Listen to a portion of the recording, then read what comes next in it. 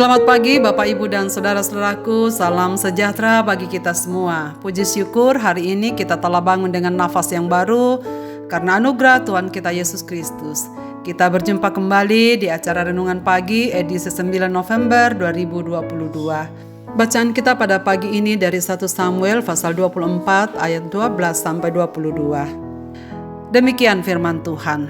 Lihatlah, dahulu ayahku, lihatlah kiranya punca jubahmu dalam tanganku ini.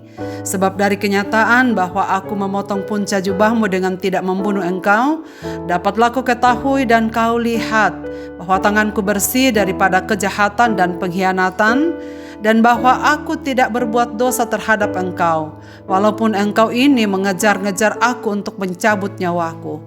Tuhan kiranya menjadi hakim di antara aku dan engkau. Tuhan kiranya membalaskan aku kepadamu, tetapi tanganku tidak akan memukul engkau. Seperti peribahasa orang tua mengatakan, dari orang fasik timbul kefasikan, tetapi tanganku tidak akan memukul engkau. Terhadap siapakah Raja Israel keluar berperang? Siapakah yang kau kejar? Anjing mati, seekor kutu saja.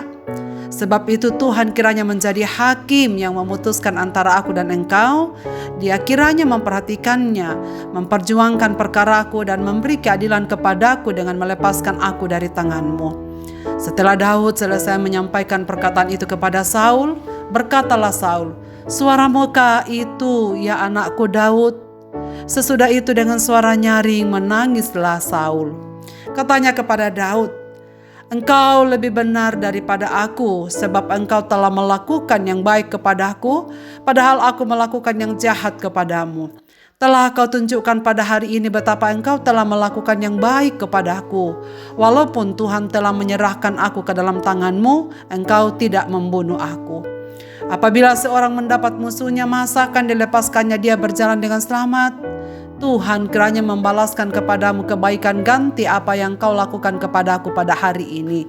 Oleh karena itu sesungguhnya aku tahu bahwa engkau pasti menjadi raja, dan jabatan Raja Israel akan tetap kokoh dalam tanganmu. Oleh sebab itu bersumpahlah kepadaku demi Tuhan, bahwa engkau tidak akan melenyapkan keturunanku dan tidak akan menghapuskan namaku dari kaum keluargaku." Lalu bersumpahlah Daud kepada Saul. Kemudian pulanglah Saul ke rumahnya, sedang Daud dan orang-orangnya pergi ke kubu gunung. Tak cukup hanya mengaku.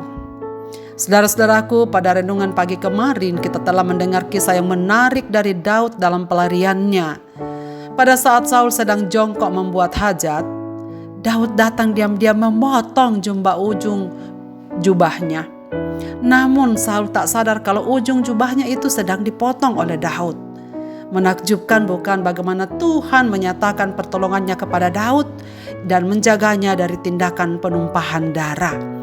Ketika Daud berteriak dengan memegang bukti di tangannya, "Sesungguhnya engkau sudah ada di tanganku," namun tak ada niat untuk mengkhianati Saul apalagi membunuhnya. Peristiwa itu membuat sesuatu yang baru antara hubungan Daud dan Saul. Daud mengakui kebaikan hati Daud dan akibatnya ia meraung-raung, mengakui keunggulan Daud pada saat itu. Saudara-saudaraku, Saul untuk saat ini berhenti sementara menganiaya Daud. Ia pulang dengan penuh insyaf tetapi tidak bertobat. Ia merasa malu telah berlaku iri hati kepada Daud, tetapi tetap menahan dalam dadanya akar kepahitan. Ia kesal bahwa ketika akhirnya menemukan Daud, namun hatinya tidak dapat membunuhnya seperti yang dirancangkannya. Allah punya banyak cara untuk mengikat tangan para penganiaya ketika ia tidak membuat hati mereka berbalik.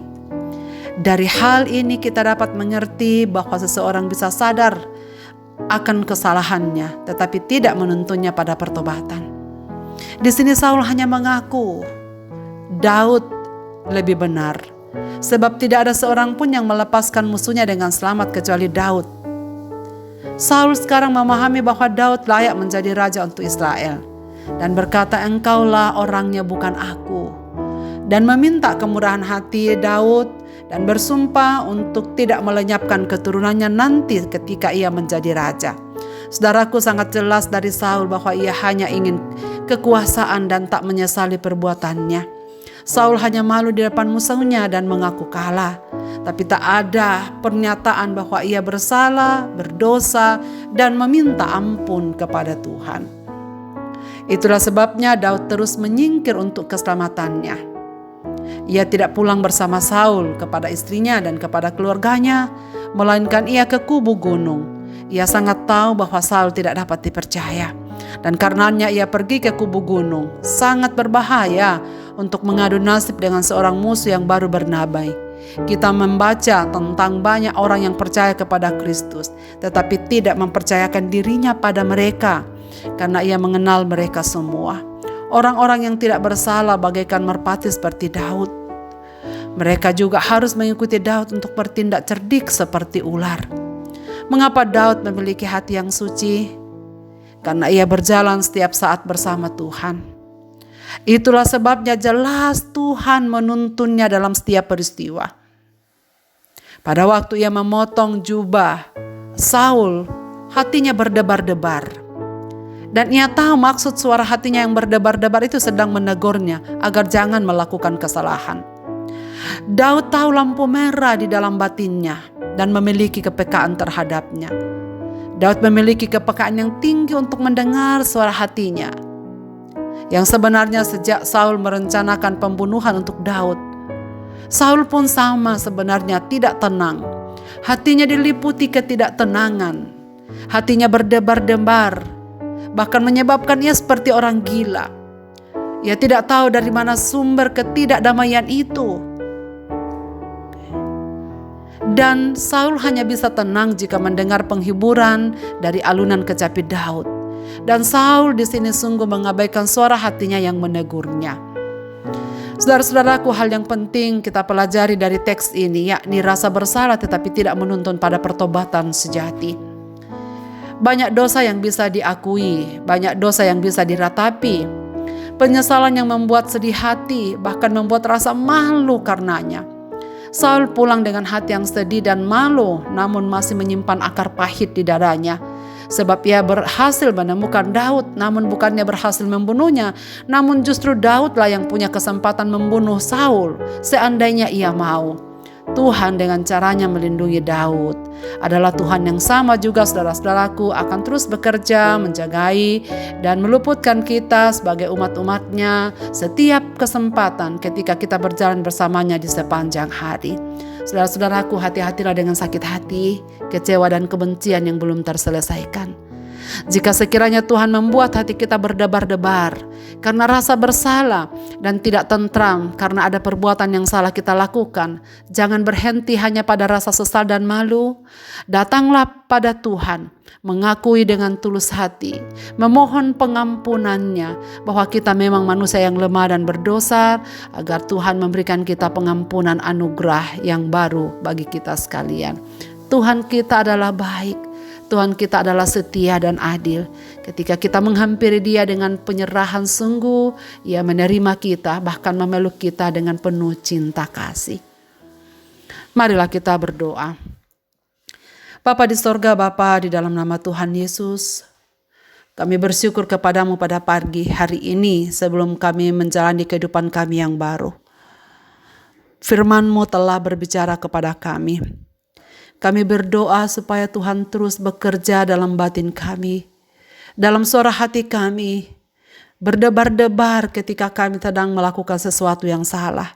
Dan berilah kami kepekaan ya Tuhan kepada suara hati nurani kami, yang kami tahu adalah cara Tuhan salah satunya untuk memimpin kehidupan ini, agar kami berjalan senantiasa dengan kehendak-Mu.